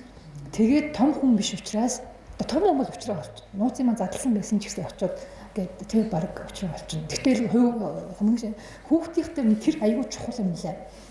Тэгж итгэлээ нь олж чадах юм бол ярих юм байна. Тэгэхгүй л ярьдгүй юм биш үү? Бас хэлдэггүй, ингэдэг, тэгдэг өөр хүмүүс мэдээж өөр хүмүүсийг мэдээсэй гэж хүсэхгүй.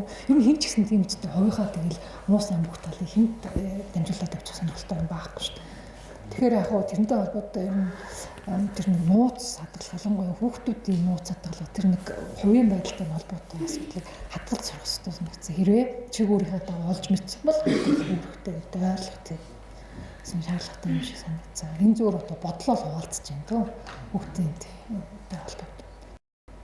Тэр бэлгийн чиг хандлага ирсэн шүү дээ хүмүүстэй ярихаар ингээл хүлээж авахгүй бүр дургуутсан шинжтэй нэг асуудал юм байна. Хоёр дахь нь хөгжлийн бэрхшээл ойлгодог хөрхийлэл өргөдөл өөрчлөлт гэдэг болохоос биш яг бодтой тэр нь хүний амьдралд нөгөө зориод байгаа зорилт бүлэгт нь хүрээд ажил бүгдэлтэй өмнө нь гарах уу гэдэг тооцохгүй хэмнэлээ хийд юм байна. Тэг бид нэг хэлсэн ш төр бол бүх орчныг бүрдүүл бүрэг хүлээсэн гэдэг. Хуулиа баталгаа үүрэгтэй. Нэмэх нь эдийн засгийн, нийгмийн бусад баталгааж гэсэн бүрдүүл үүрэгтэй байна.